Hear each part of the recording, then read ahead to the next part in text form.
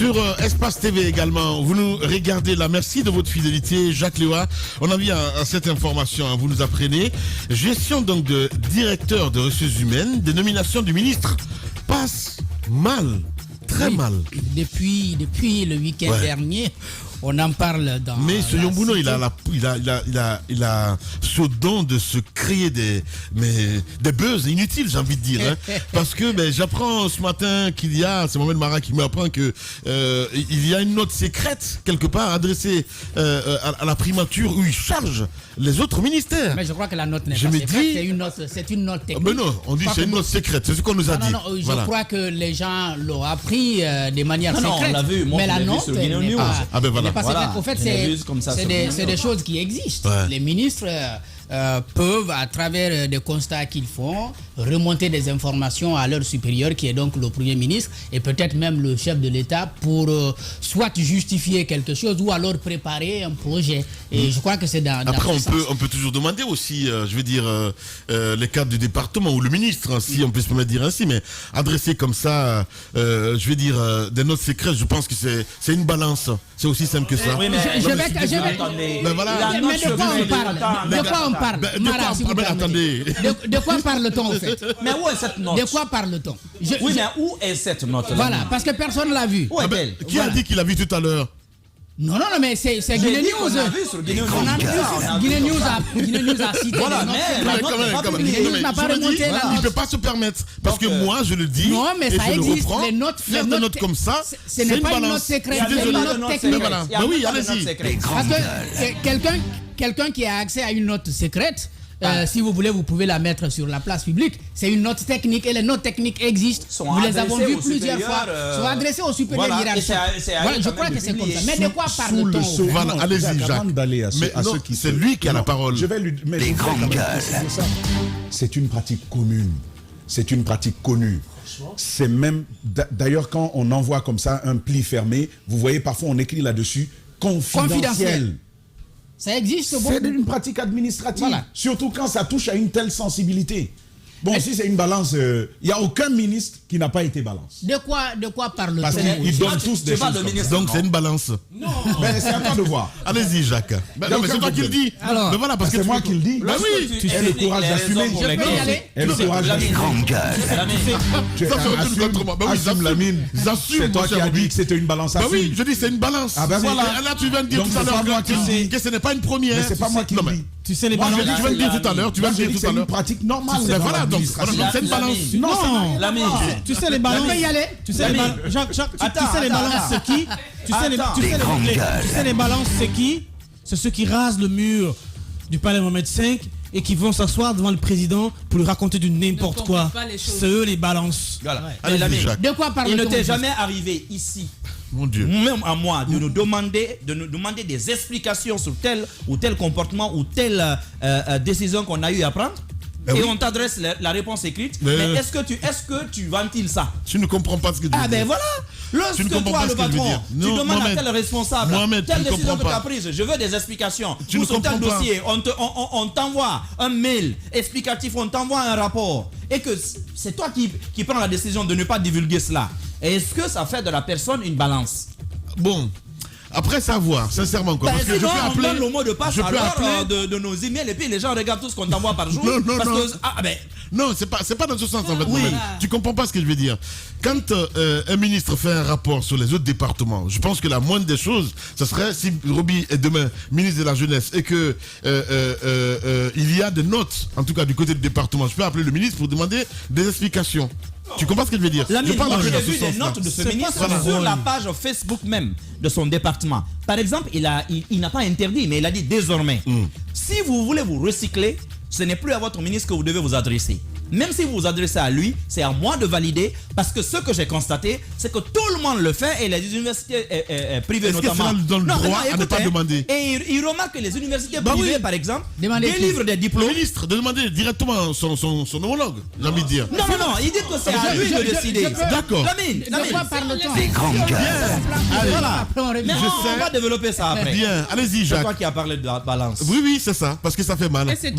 Pour moi, jusqu'à preuve de contraire, c'est une balance. D'accord, mais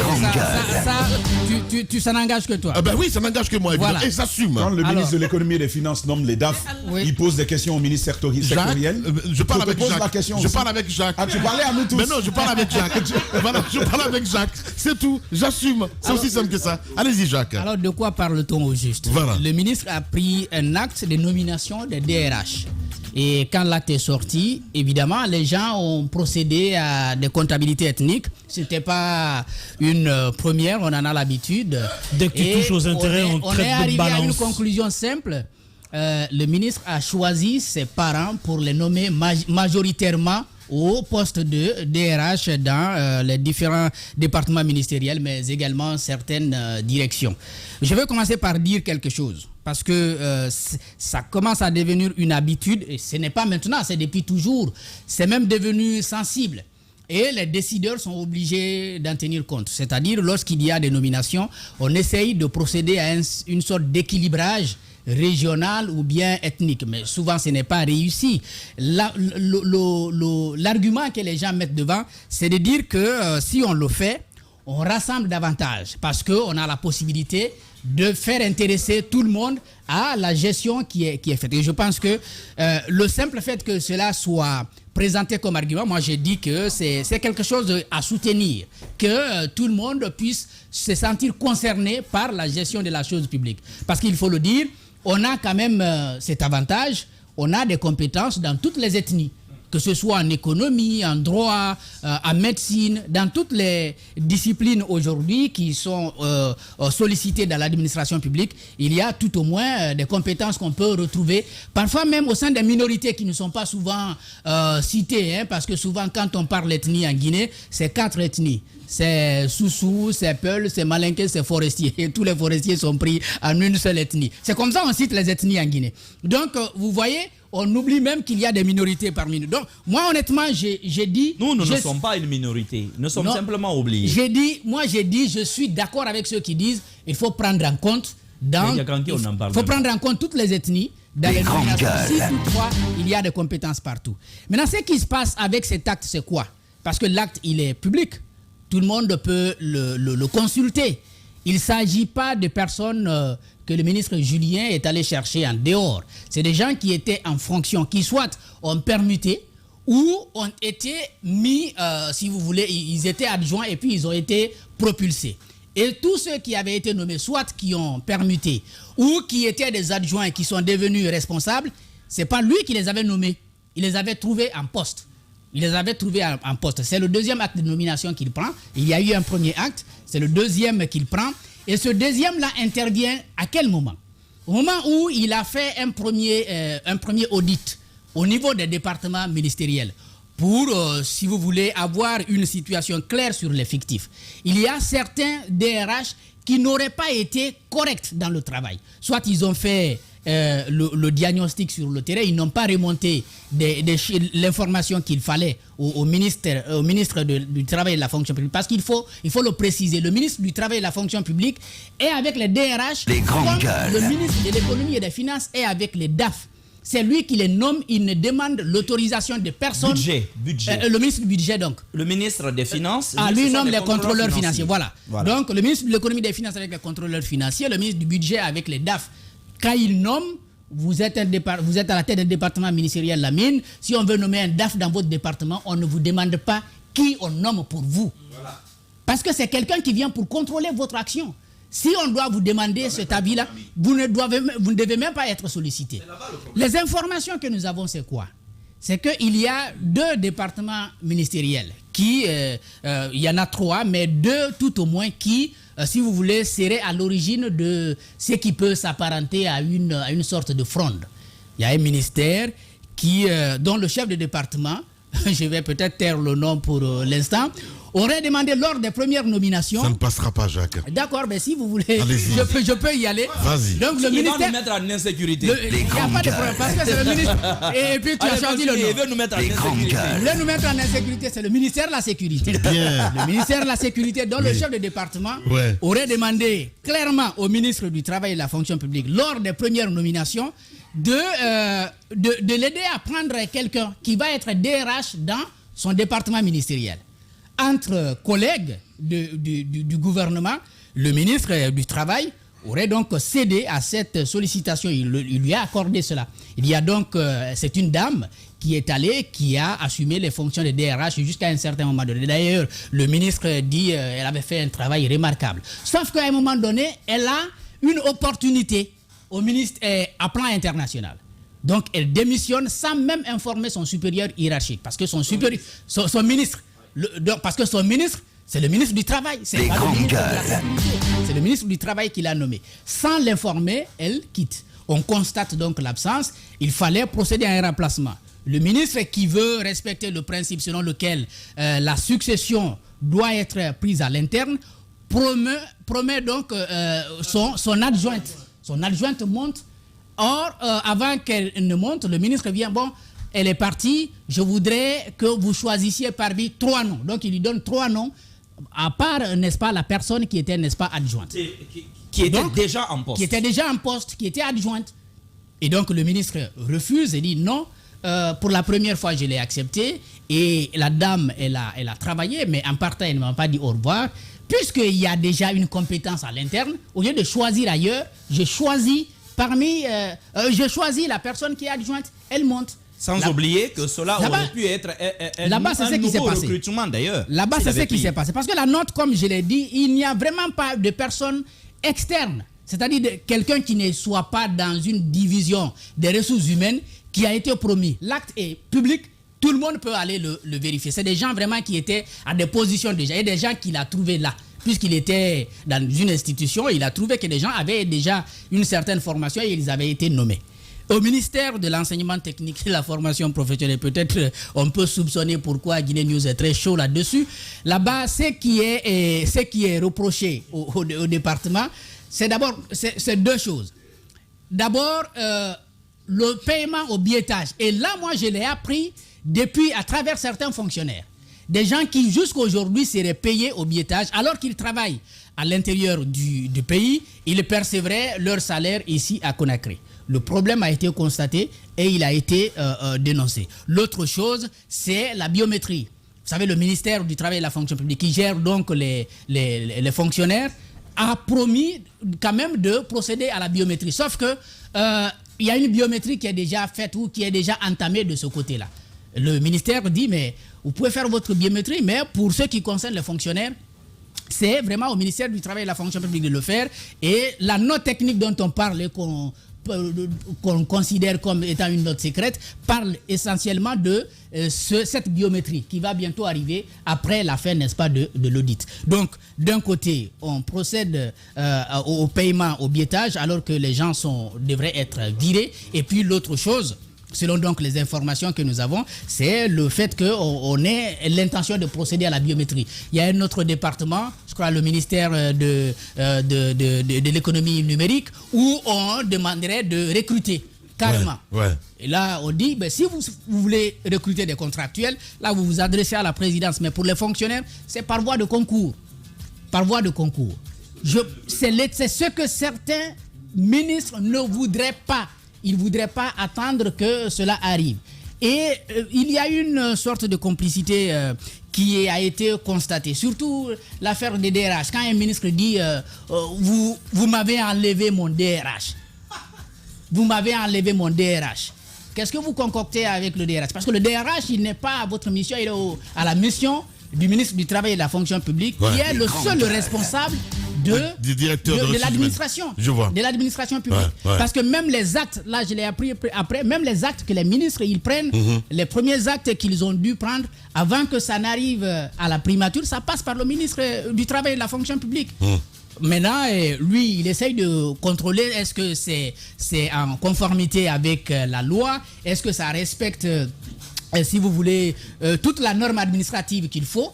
Après, il fait la copie, il garde, il vous donne une copie, il garde une copie. Après, il vous dit, vous mettez en PDF pour que si vous constatez du changement devant, on puisse situer, n'est-ce pas, des responsabilités. Donc, tous les actes sont suivis de cette façon.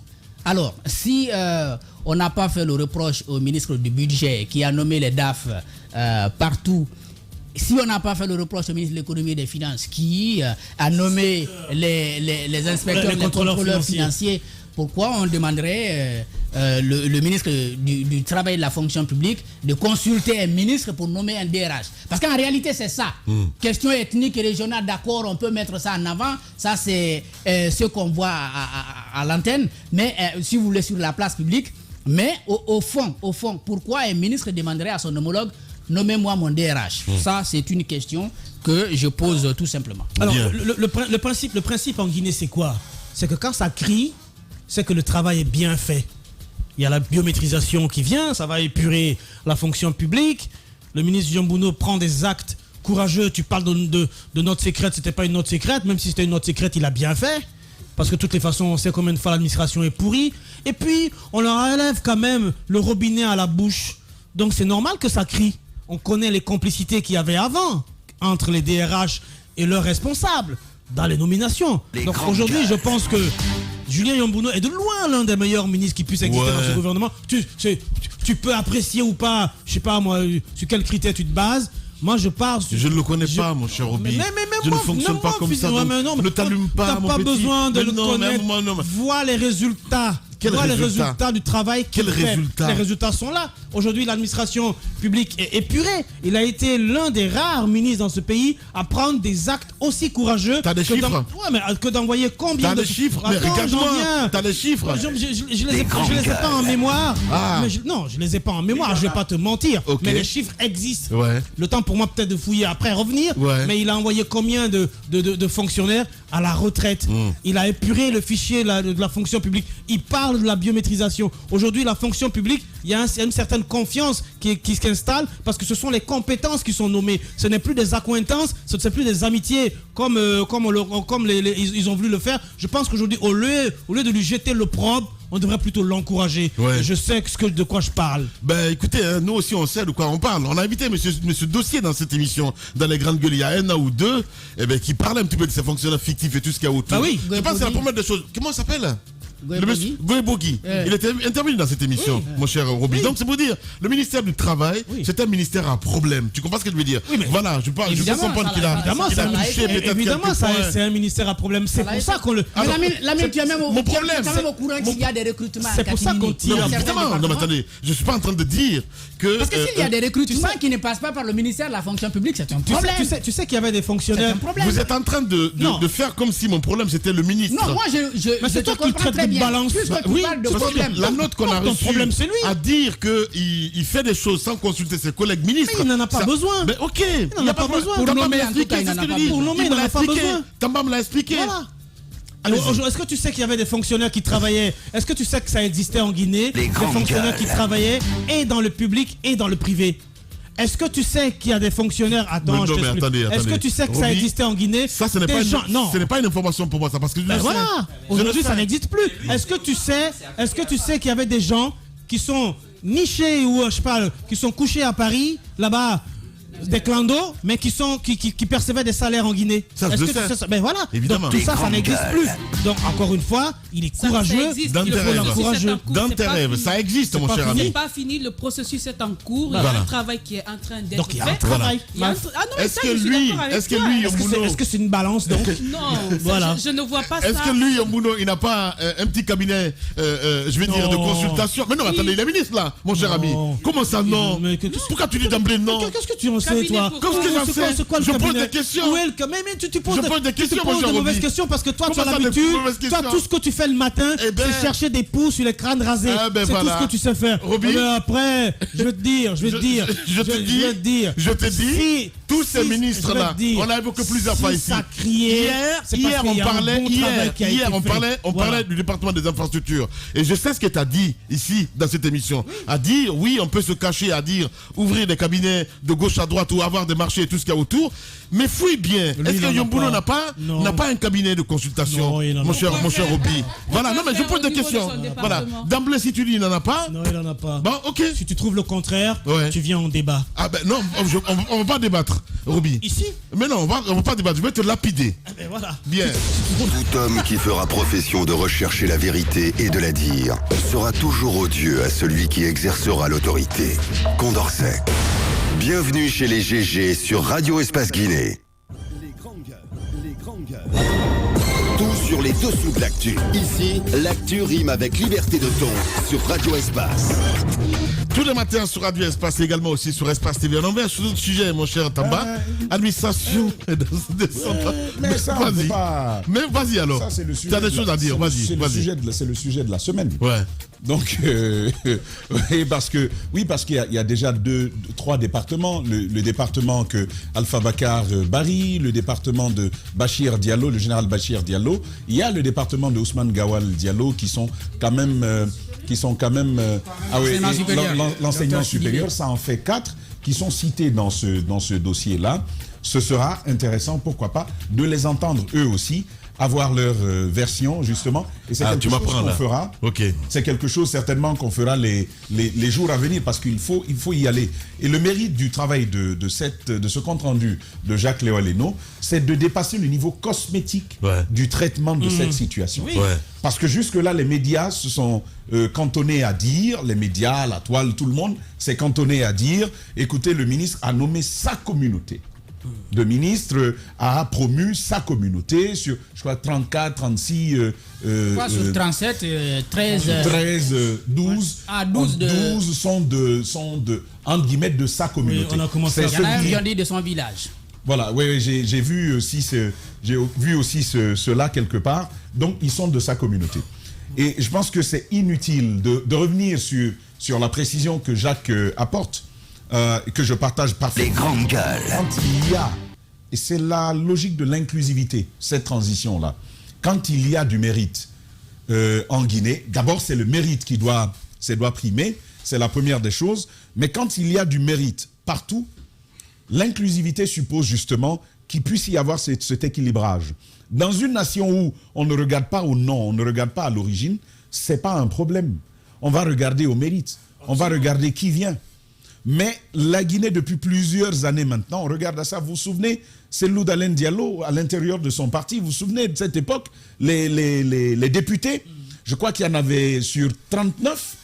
Sur 37. Sur 37 députés, il n'y avait que 6 ou 7 qui n'étaient pas du Fouta. Il n'y avait que 6 ou 7. Et parmi ces 6 ou 7-là, vous allez voir que certains ont des affinités particulières avec le Fouta. Tout le reste était de là-bas.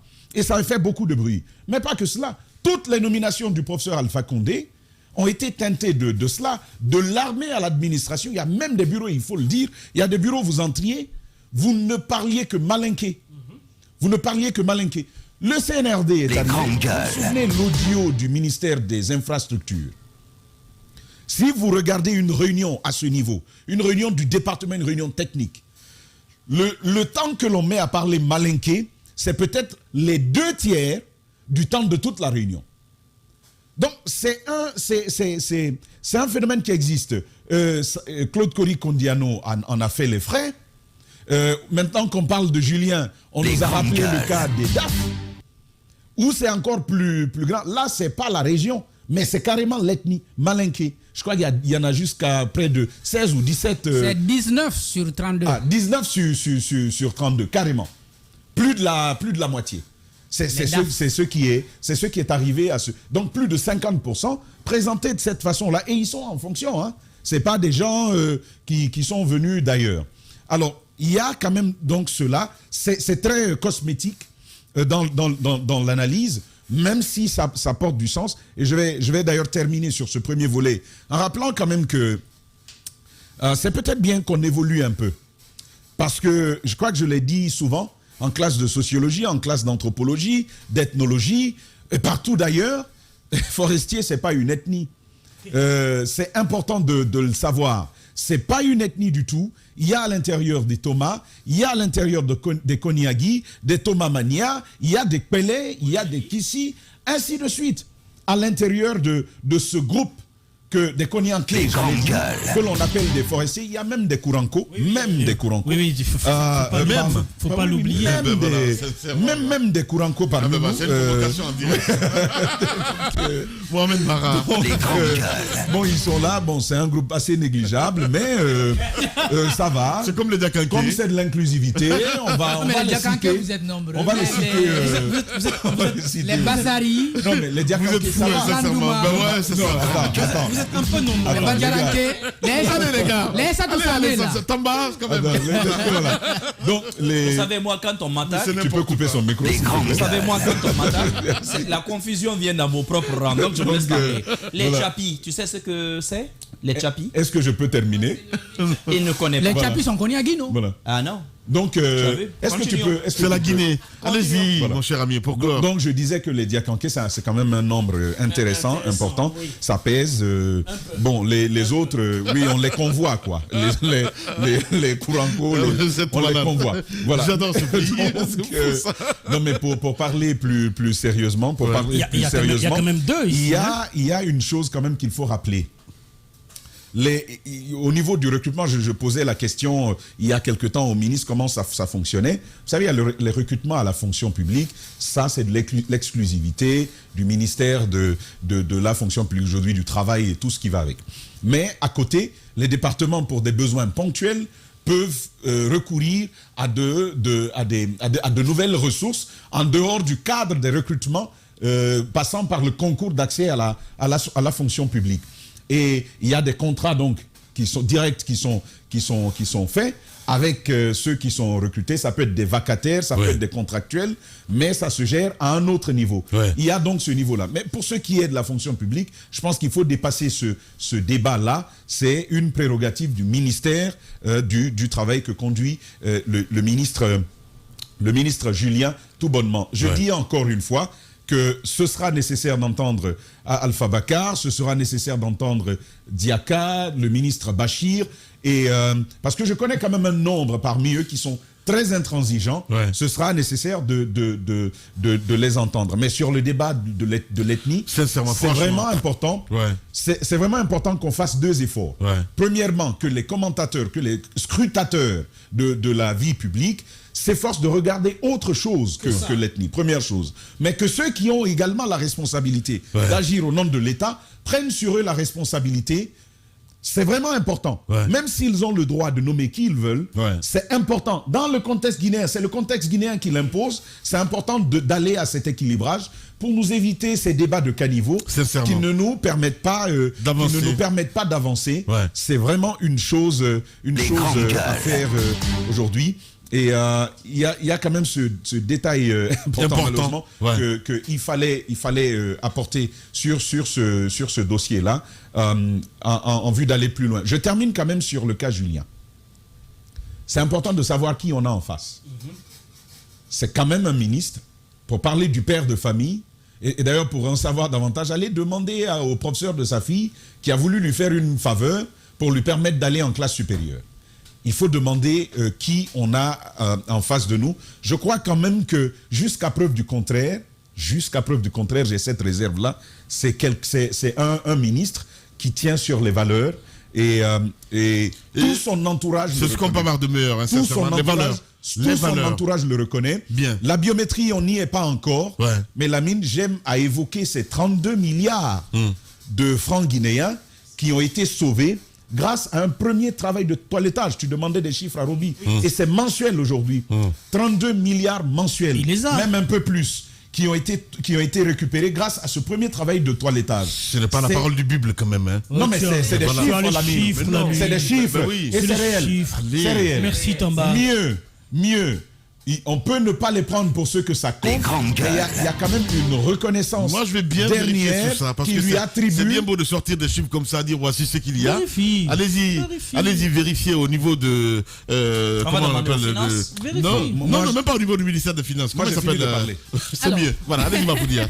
Alors, moi, je vais commencer par cette histoire d'ethnie. Je pense que ce qu'il va falloir aussi éviter, c'est de faire comme si c'était que des accusations gratuites. C'est aussi une réalité dans l'administration publique qu'il y ait des gens qui fassent la promotion de leur communauté et pas que dans l'administration publique, dans les privés aussi. Ce sont les mêmes choses partout aujourd'hui en Guinée, on pense communauté.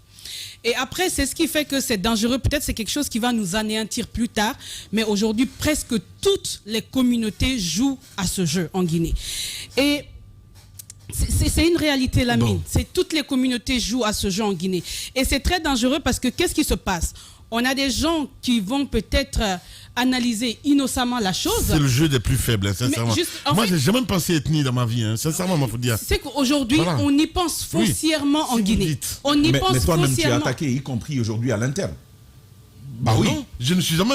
Non, mais sincèrement, quoi. En fait, c'est la lecture. C'est la lecture. Les gens, ils lisent comme ça. Aujourd'hui, même quand tu postes, tu combien fais de un fois simple certains vous post. disent comme si c'est une boutade, on dit il n'y a que des forestiers au studio même des lundi, Grandes Gueules, même lundi. il y a que... Et Lamine est forestier. C'est trop bête, quoi. Je ne suis pas forestier, moi. Mais voilà. Lamine est forestier. Bah voilà. À ce que je sache, Les grandes gueules. Ce qu'on fait aujourd'hui. Je trotte ici, j'ai pas encore vu un Yakanké. Aucun Yakanké n'est devenu mon directeur ici. Peut-être un peu, oui, parce que Ousmane était plutôt mon red-chef et non pas mon directeur des infos. Donc je ne vois pas ça. Tout ce qu'on en fait c'est aujourd'hui plutôt dans le le management. pays, Mara, s'il te Il plaît. faut parler de ça. Exact. Et C'est sortir le de management. l'ethnie. Sincèrement. Tout Allez, ce Imam. qu'on fait aujourd'hui en Guinée est ramené à la communauté. Quand vous prenez la parole, on essaie de voir votre nom de famille pour juger ce que vous avez dit.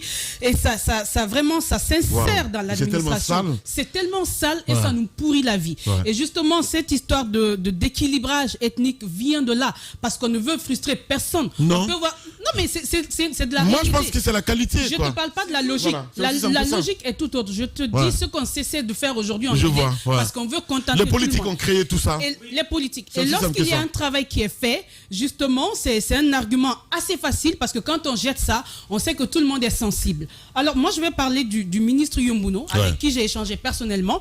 Je ne connais pas pour demain, comme on dirait facilement. Mais à date, je crois en ce monsieur. Et je sais que le département dont il a à charge, c'est pas facile. C'est pas facile parce que c'est à l'interne même, il y a des problèmes. On parle des autres départements, mais tout vient du département. C'est comme s'il avait déjà un combat à mener à l'interne. Et des fois, c'est épuisant. Des fois, on ne sait pas vers qui se tourner. On ne sait pas qui fait vraiment son travail dans le lot.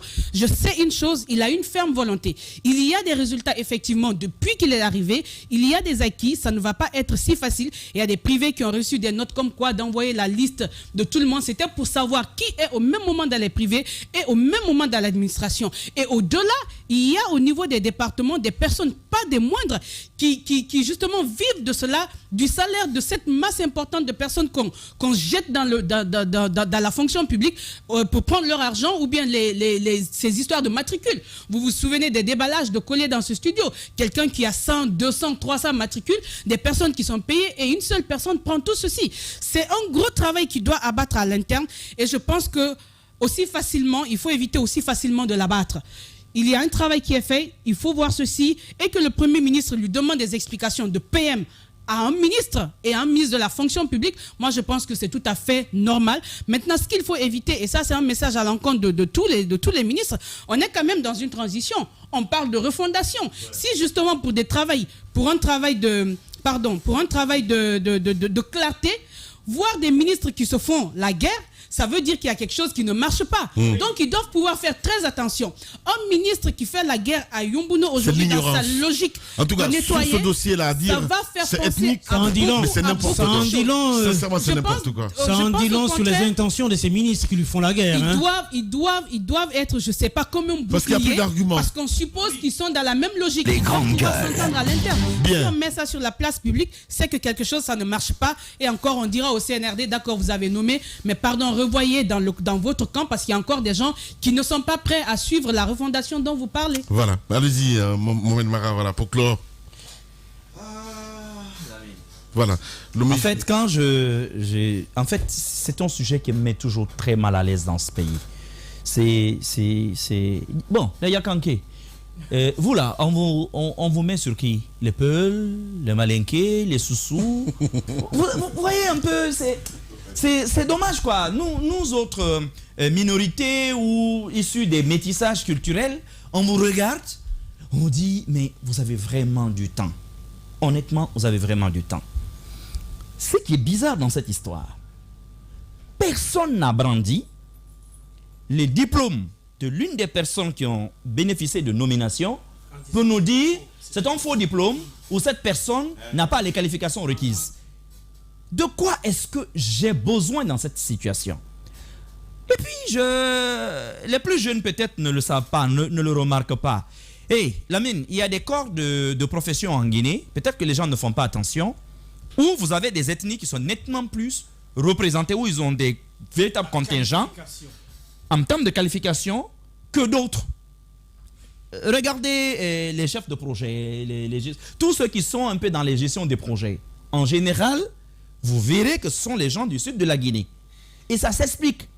Rappelez-vous, il y a encore 20 ans, 22 ans, 25 avec les attaques du côté de Guékédou, de la forêt et tout, toutes les organisations internationales, non, même avant, lié justement à l'avènement, aux guerres, en Sierra Leone, c'est pourquoi je parle de 25 ans, à la guerre en Sierra Leone, au Libéria, les organisations internationales se sont agglutinées en forêt. Remarquez ce que je vous dis, peut-être que vous n'y avez jamais fait attention, vous verrez que l'essentiel donc des personnes recrutées à cette époque, c'était des jeunes qui étaient dans cette zone, qui revenaient chez eux et immédiatement chercher des stages et ensuite. Et vous avez aujourd'hui, quand vous regardez partout au niveau de l'État, les gens de cette catégorie d'âge, vous verrez que l'essentiel viennent du Sud. En fait, il y a des explications parfois sociologiques à certains de ces faits. Les RH, c'est pareil, et même dans les simples petits métiers, vous verrez que dans l'orpaillage, vous avez beaucoup plus. On est les plus gros frigoristes, hein. Les guerzés ont la réputation. Les plus gros frigoristes de la chaîne de froid. Et les tenanciers de dépôt. Et les professeurs de biologie. Les profs de biologie. En fait, vous ne le remarquez pas, mais c'est souvent lié à une certaine histoire. Est-ce que ceci peut expliquer ce dont nous parlons aujourd'hui? Je ne le sais pas, mais je sais que dans une large mesure, il y a cela. Deuxième phénomène que moi j'observe, les 12 dernières années, il y a eu une accélération de recrutement à la fonction publique hors concours. Hors concours, ça, il faut le préciser. Beaucoup de gens étaient embarqués simplement parce qu'ils avaient écrit un texte sur Facebook à la gloire de celui qui nous gérait à l'époque. Et puis, on envoyait son nom vers le ministre de la fonction publique. Il était recruté. Non, pas que les communicants. Parfois même des grands cadres, parfois qui avaient... À l'époque, tous les communicants avaient été nommés. Hein. Bien sûr. Mais ça, ce n'est qu'une catégorie. Alors... Mais certaines de ces recrues n'avaient aucune qualification, c'était une réalité. Alors, aujourd'hui, bizarrement, on ne parle même pas de tout ça. Mais on tente aujourd'hui de dire, bon, ceux qui étaient les vrais techniciens, qui faisaient tourner les boîtes, il faut leur donner aujourd'hui la chance d'émerger pour faire le job. Mais non, tu as quand même des ministres qui sont habitués à ces vieilles pratiques, qui disent je vais recommander ma copine, son cousin, sa copine à elle, et ainsi de suite. Je ne comprends pas qu'un ministre s'imagine que son DRH doit être son choix. Moi, je ne le comprends pas. Bien. Que son DAF soit sur sa propre recommandation, que son contrôleur financier soit sur sa propre recommandation. Non, osons déshabiller les choses. Le problème dans cette histoire, vous le savez, il ne vient même pas de ces nominations maintenant. Il est antérieur. Cette histoire de contingent de fictifs, c'est une réalité. Et il y a des gens qui ont perdu énormément d'argent dans cette histoire. C'est parce que ces DAF-là, véreux-là, qui ont couvert ça, ces chefs personnels véreux qui ont couvert ça, n'ont pas fait l'objet de poursuites judiciaire que les gens s'autorisent ceci aujourd'hui. Je n'aime pas cette situation. Vous rappelez au ministère des Infrastructures, quand on a révélé ici ce qui s'y passait, quelle a été l'explication du ministre à l'époque? Le Premier ministre a couvert son parent. Alors qu'ils n'ont aucun lien de parenté. On a découvert tout, finalement, ce qui s'est passé en creusant. Bien. Mais c'est dommage que dès que vous voulez toucher à quelque chose dans ce pays, vous voulez changer les choses, on regarde d'abord à votre patronyme. Nommez-moi ici, je vais voir qui va toucher à ma communauté pour ça. Vous savez, moi, si c'est les mots là, pour moi ça ne dort pas à l'étranger, tu parles, je parle, tu écris, j'écris. Mais encore une fois, allez prendre de l'argent avec des ministres qui n'ont pas le courage eux-mêmes de monter au créneau pour dénoncer ce qu'ils sont censés dénoncer. Parce que, Lamine, si M. Julien est coupable de ce qu'on dit, moi, à la place du ministre qui est en train de distribuer ci et là des trucs à des journalistes, moi, je sors, je dénonce. Qu'on me renvoie du gouvernement pour avoir dénoncé l'ethnostratégie dans ce pays. Qu'on me renvoie du gouvernement. Je sortirai avec honneur, la tête haute. Mais je ne ferai pas ce type de basse besogne. Finalement, vous luttez contre votre Premier ministre parce que, d'après vous, il est forestier et il militerait pour promettre ses parents. Vous attaquez un autre de vos ministres. Finalement, on va aller vers quoi? Le gouvernement est miné de clans. Mamadi, il est peut-être temps de faire un lessivage de ce gouvernement. Voilà. Franchement. Mohamed Mara, Général Konaté. Bon, moi, une chanson là-bas. Parler beaucoup, manger l'argent, voyager beaucoup seulement. mais travailler beaucoup, créer des choses, emploi des jeunes, non, non, non. Les dirigeants africains, les dirigeants sont comme ça. Les grandes gueules. Radio Espace, Espace TV, les GG, le mur du jour. Le mur du jour, hein. Voilà, bonjour à Antoine Kourouma qui nous regarde forcément quelque part.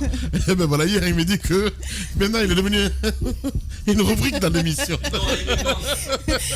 Il me manque surtout sur ce type de sujet. Ah oui. Antoine, tu me manques mon beau. Voilà, Thomas, on peut se concentrer un petit peu. Je sais que le digital est passé par là, c'est un peu compliqué. Allez-y, Aïssatou Sané. Allez-y. Allez-y.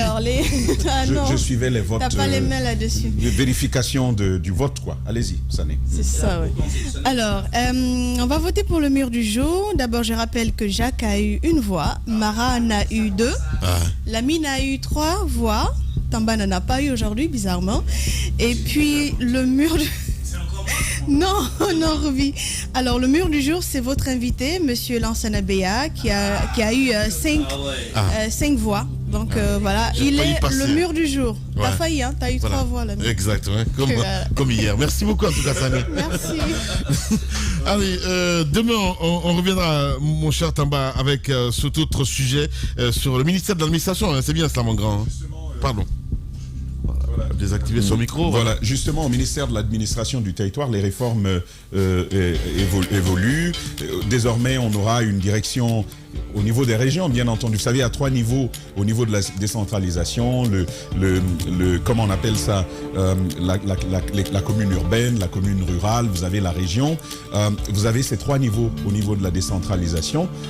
Donc, ce qui va se faire désormais, c'est d'avoir une direction régionale de l'administration du territoire et de la décentralisation avec un schème de responsabilité, de prérogatives. Ce serait une direction régionale au même titre que la direction régionale du commerce, de la santé. J'ai eu le ministre. Quelques questions restent néanmoins sur l'opérationnalisation efficiente d'une telle direction, étant donné qu'il y a quand même un certain nombre de réserves quant à la cohabitation entre régions, préfectures et communes au sein de toute cette délimitation de responsabilités. C'est des questions que nous souhaiterons évoquer demain. Le ministre qui nous promet de prendre la parole, si bien entendu le Conseil ne le lui empêche pas. Donc certainement, dès au début demain, nous pourrions l'avoir. Mais pas que Lamine, il y a également d'autres sujets qui sont en instance, notamment les amis de Roby, les bonbonnats qui m'ont rencontré donc finalement hier après la phrase qu'il a lâchée ici dans ce studio. Nous les entendrons. Mais aussi un sujet que Mara a évoqué il y a quelque temps. On verra justement, si tout est bouclé, comment évoquer la question des moustiquaires imprégnés d'insecticides à longue durée d'action. Notamment un contrat passé par la pharmacie centrale de Guinée avec Palutech. Que s'est-il passé? Demain, certainement, nous reviendrons sur ces sujets. Voilà, Tamba, Zakari, Milimono. Allez-y, Mohamed Bara. Alors, toujours santé.